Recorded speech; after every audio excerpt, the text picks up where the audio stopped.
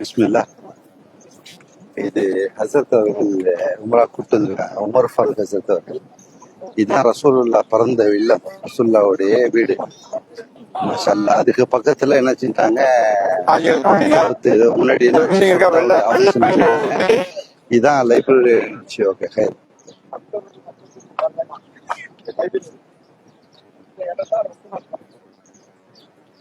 அந்த இடத்த அப்படியே அடையாளமா அப்படியே வச்சிருக்காங்க. தெரியுதா? ரசூல்லா பிறந்த வீடு, ஆமீனா அம்மா அப்துல்லா வாழ்ந்த வீடு தான் ரசூல்லா பிறந்த வீடு. இந்த 3 கோயில் வச்சிருக்காங்களா, அதுக்கு பின்னாடி இப்ப அது லைப்ரரியா வச்சிருக்காங்க.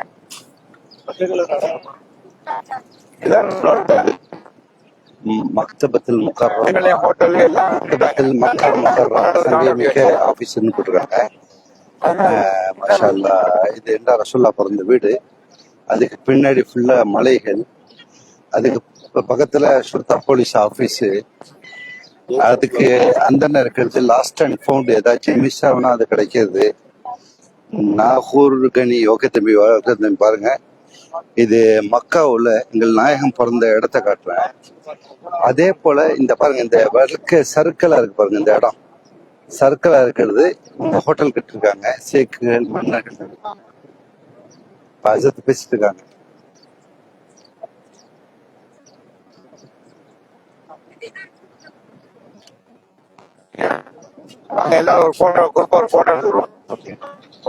இது அபூ லஹப் பிறந்த வீடு, ரசூல்லாவுடைய சின்னத்தா. ரசூல்லாவுடைய சின்னத்தா அபூ லஹப் வீடு. அது என்ன செஞ்சாங்க, இப்ப பாத்துட்டாங்க.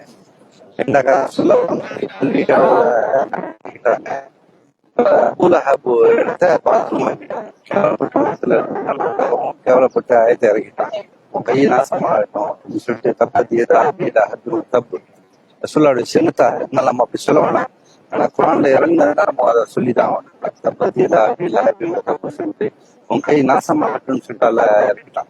ஏண்டாக்கா இந்த மலை மேல கூப்பிடுறாங்க. இங்க சொல்ல குறைஷ் மக்கள் எல்லாம் நிற்பாங்க. வாங்க வாங்க வாங்க எடுங்க. Okay, okay.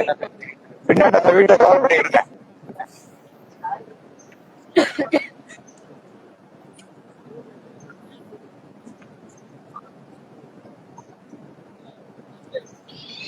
குரூப்ல உள்ளவங்க படம் லைவ்ல போட்டு இருக்கேன். என் குரூப்ல உள்ளவங்க எல்லாம் நிக்கிறாங்க. ஓகே, சரி. நாங்க குரூப்ல நிறைய பேர் வரல, நடக்க முடியாதவங்க வராதுன்னு சொல்லிட்டு உத்தரவு கொடுத்துட்டாங்க. அதனால வரல, அவ்வளவுதான். ஓகே,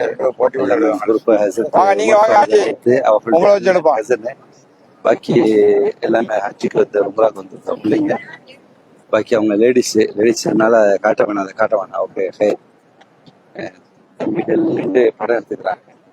இந்த பாய் பாம்பேல இருக்காரு, தம்பி பாய் பாம்பேல இருக்கிறது, நெல்லிக்குப்பம் ஊர் சொந்த ஊர்.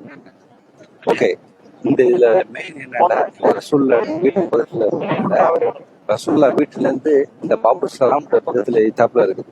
பாபு சலாம் 19 நினைக்கிறேன். அந்த பாபு சலாம் ரசூல்லா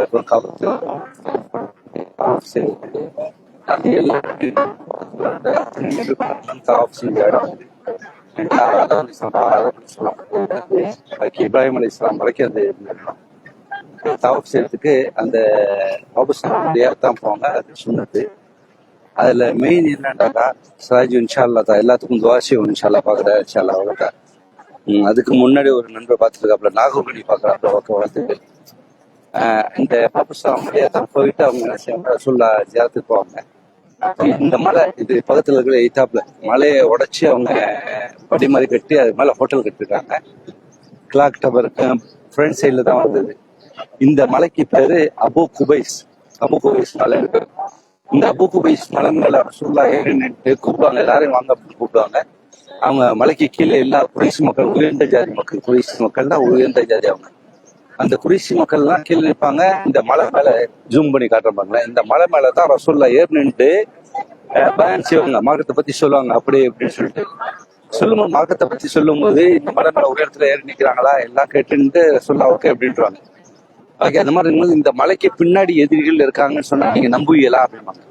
யார சொல்லலாம், நீங்க உண்மையை தவிர சொல்ல மாட்டீங்க, உண்மையாளர் நீங்க கண்டிப்பா நம்புவோம் அப்படின்பாங்க. அப்போதான் என்ன செய்றாங்க சொல்றாங்க, நான் அல்லாவுடைய ரசூலாக அல்லா அறிவிச்சதான், நான் ரசூல், நான் உங்களுக்கு மார்க்கத்தை எத்தி வைக்க வந்திருக்கேன் அப்படிங்கிறாங்க. இதுக்கு தான் என்னை கூப்பிட்டியான்னு சொல்லிட்டு அப்போ எல்லாம் திட்டுறாங்க. அந்த இடத்துல தான் அந்த வார்த்தைகள் வருதுன்னு நினைக்கிறேன். இது ஆலிம்கள்ட்ட தான் பாக்கி விவரங்கள் கேட்டுக்கணும். ஓகே, அல்லா அறிவான், எல்லா மிக்க அறிந்தவன். எங்களுடைய ஆலிமும் பிஸியா இருக்கிறதுனால உமர் ஃபாரூக் எல்லாத்தையும் நம்ம கேட்க முடியாது, அவரை டிஸ்டர்ப் பண்ணவும் கூடாது. சரி, அதுக்கு எதுக்கு ரசூல்லாவுடைய அப்துல் முத்தலிஃப் வீடுன்னு நினைக்கிறேன். ரசூல்லா அங்கே தான் பிறந்திருக்காங்க, ஆமீனாவோட பிள்ளைய பிறந்தாங்க. இந்த எதுக்க இருக்கக்கூடியது தான் ரசூல்லாவுடைய சின்னத்தை, அவருடைய தம்பி வீடு, பெரிய அண்ணனோட தம்பி தான் முத்தலிஃபுக்கு அடுத்த தம்பி அபுல் அஹப் பிறந்த வீடு. ரசூல்லாவை இந்த மாதிரி திட்டிக்கிட்டே வாழ்ந்ததுனால அவருடைய வீட்டை ஒரு கேவலமான சின்னமாவே பாத்ரூமா வச்சுட்டாங்க. எல்லாரும் மூத்திரம் வைங்க அப்படின்னு வச்சுட்டாங்க. எல்லாம் மன்னிக்கன்னு என்ன பண்றது சார், நம்ம ஒன்றும் சொல்ல முடியாது. ஏன்டா இஸ்லாம் லா இலாஹ இல்லல்லாஹ், அல்லாஹ் ஒருவன், அல்லாஹ்வை தவிர யாரும் இல்லைன்னு சொல்லி முகமது ஸல்லல்லாஹு அலைஹி வஸல்லம் சொன்னா தான் அவங்களுக்கு சொர்க்கம். அப்படி சொல்லலைன்னா அவங்க சொர்க்கம் போகவே முடியாது, ஒரு காலமும் போக முடியாது. நல்லவரா வாழலாம், வல்லவரா வாழலாம், உலகம் போட்டலாம், ஆனா மறுமைக்கு அது ஈடாகாது. மறுமை வாழ்க்கையை தான் நம்பி பலாயிரம் கோடி பல லட்சம் கோடி வருஷமானாலும் கூட இஸ்லாத்தை பத்தி அவங்க சொல்லி வாழ்ந்ததுனால அது மாதிரி. இதுல ஒரு முக்கிய தகவல் இன்னொன்னு சொல்ல விரும்புறேன். என்னண்டாக்கா, இந்த உம்ராவில் இருக்கக்கூடியவங்க இப்போ ஹஜ்ஜுடைய மாசம் தொடங்கும் போது 19ஆம் தேதிக்கு பிறகு 15 தேதிக்குள்ள எல்லாம் வெளியாகும். 15ல இருந்து ஹாஜிகள் இறங்க ஆரம்பிச்சுவாங்க. நான் 1,00,000 பேர் அப்படின்னு சொன்னேன், ஆனா இங்க விசாரிச்சு ஏற்பாடு சொல்றாங்க 10 லட்சம் பேர் இருக்காங்களாம் உம்ரால. 10 லட்சம் உம்ரால இருக்காங்களாம். 10 லட்சம்னா 1 மில்லியன், கிட்டத்தட்ட 1 கோடி இப்போ மக்கள் இருக்காங்க அப்படிங்கிறாங்க. மொத்தம் 2 கோடிக்கு வருது, அதுல 1 மில்லியனுக்குள்ள 1 கோடி மக்கள் இருக்காங்க இங்க. 10 லட்சம் சொல்றாங்க, 100 லட்சம்ல 1 கோடி. நானே கால்குலேஷன்ல இருக்கு. ஓகே, இல்ல அது 10 லட்சம் தானே மொத்தம் மக்கள் இருக்குது. 10 லட்சம்னா 100 லட்சம் 1 கோடி. ஆமா, 100 லட்சம். ஓகே, இப்ப 10 லட்சம் மக்கள் இது உள்ள இருக்காங்க. எல்லா பரகஷிட்டும் அசர்த்திட்டையும் கேட்டு கன்ஃபார்ம் ஒரு சாட்சி வச்சுக்கிட்டேன். இல்லாட்டி திருப்பி யாரும் சொல்லக்கூடாது, என்னையா நீ கணக்கு சொல்றேன்னு சொல்லக்கூடாது, சாட்சியா வச்சுக்கிட்டேன். ஓகே, பள்ளி பாப்பா சொல்றாரு எல்லாத்துக்கும் ஒரு சாட்சி வச்சுக்கணும். அது மாதிரி நம்மளோட ஒரு சாட்சி வச்சாச்சு. இந்த அபு குபைஸ் மலை, இந்த மலையை இப்போ உடைச்சி இது பெரிய ஹோட்டல் மாதிரி கட்டிருக்காங்க. ஹோட்டல்ல மன்னர்கள் தங்குறாங்க அப்படிங்கிறாங்க. விஐபிகள், பெரிய பெரிய விஐபிகள் தங்குறது. இந்த காபத்துல்லாவில் வரும்போது விஐபி இல்ல, ஒண்ணு இல்லை, எல்லாம் சமம். அந்த டிப்ளமெண்ட் முறையில வரவங்களுக்கு அதுக்கு பக்கத்துல 2 பேரு அதே உம்ரா தவாஃபுடைய ட்ரெஸ்ல வருவாங்க. இவங்க விஐபின்னு காட்ட மாட்டாங்க, அவங்க பாட்டுக்கு வந்துகிட்டு இருப்பாங்க. அதான் நடக்கிறது, அதான் உண்மை. ஏண்டா காபத்துல்லாவுக்கு முன்னாடி எல்லாமே சமம், மனிதர்கள் எல்லாம் சமம். மறுமையை நம்பி வாழ்ற மாதிரி அவங்களுக்கு கடைசியில கஃபன் துணி மாதிரி ஒரு துணி போட்டுக்கிட்டு அவங்க ட்ரெஸ்ல இருப்பாங்க, அவ்வளவுதான். பாக்கி ஒண்ணுமே இல்லை. அல்லா பரக்கச்சின்னு வந்திருக்கக்கூடிய ஹாஜிகளுடைய துவாவை ஏத்துக்குன்னு. ஆனா இந்த தவாஃப் செய்யும் போது எல்லாம் அழுவுறத பார்த்தாக்கா கல்லெஞ்சக்காரன் கூட கரைச்சிரும். அவ்வளவு அழுகுறாங்க. யாரெல்லாம் என்னை மன்னிச்சியா அல்லா, நீ தான் மன்னிக்க கூடியவன், நல்லாட்டியார்களோட சேர்த்து வையா அல்லா அப்படின்னு சொல்லி கேட்கறாங்க.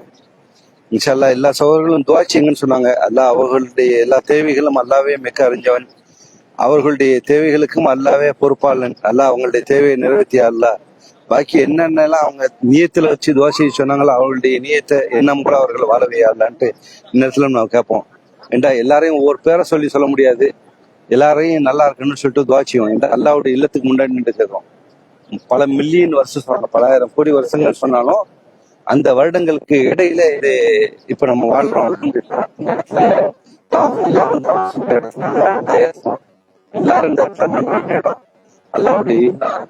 கண்டிப்பா அதை ஏத்துவான்.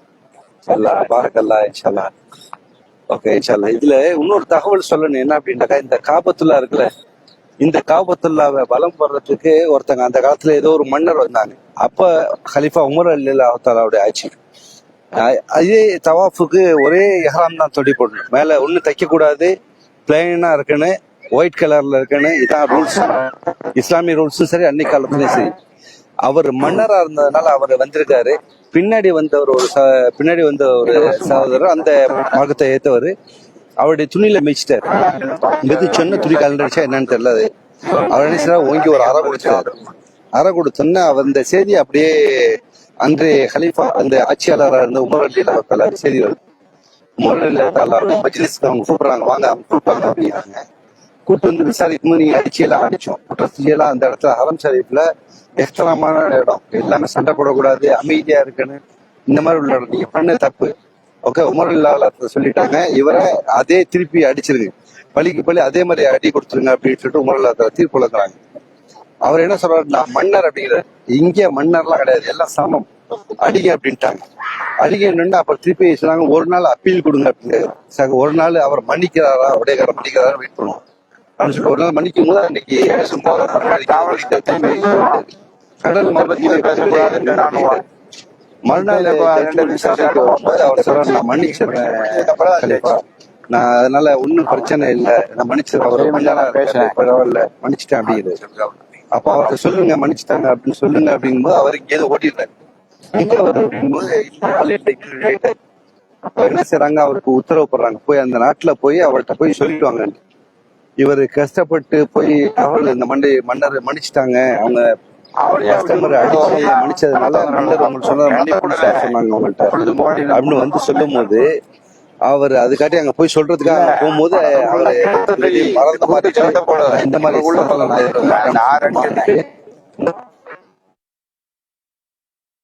பழக்கத்தை நான் எடுத்துக்க முடியும்னு சொல்லிட்டு அவரு இஸ்லாமுக்கு வெளியாகிட்டாரு, அல்ல இறை நம்பிக்கை வெளியாகிட்டாரு. அதே செக் பண்ணும்போது அவர் மௌத்தாவும் போயிட்டாருன்னு சொன்னாங்க, மன்னர் மௌத்தாயிட்டாரு அப்படின்னா. சின்ன கொண்டு ஒரு தவறுனால அவருடைய வாழ்க்கையை படிச்சு உலகத்துல எல்லா நன்மைகளும் படிச்சு அல்லாஹ் இந்த சட்டம் இஸ்லாத்துக்குள்ள மட்டும்தான் இருக்கும். மன்னரும் சாதா மனிதனும் சமம், இஸ்லாத்துக்கு முன்னாடி எல்லாமே. இங்கேயே ஹாதிமுல் ஹரமைன் மக்கா மதீனா சங்கைக்குரிய இரு பள்ளிகள், ஹரம் என்றால் சங்கைக்குரிய இரு பள்ளிகள், அந்த ரெண்டுடைய நான் பணியாளர் சர்வன் அப்படின்னு சொல்லுவார், வேலைக்காரன் அப்படின்னு சொல்லிட்டு அறிவிக்கிறார். அல்லாஹ் அவர்களுடைய செயலை சொல்லை ஏற்றுக்கொள்ளணும்னு சொல்லிட்டு நம்ம இந்த இடத்துல துவா செய்வோம். ஓகே, பார்த்த சகோதரர்களுக்கு நன்றி. பாக்கி அடுத்த இடம்லாம் தொடர்ந்து போறோம். ரசூலுல்லாஹ்வுடைய முதல் மனைவி ஹதீஜா அம்மாவுடைய கபர்ஸ்தான் பார்ப்போம். அங்க லைவ் போட முடியாது. பார்த்தமைக்கு நன்றி, ஜஸாக்கல்லாஹ் ஹைர். ஒரு நிமிஷமா, ஒரு நிமிஷம், இல்ல லைவ் ஓடிட்டு இருக்கு, ஒரு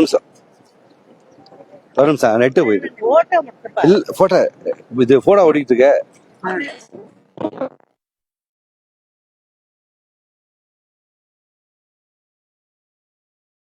ஒரு நிமிஷம்.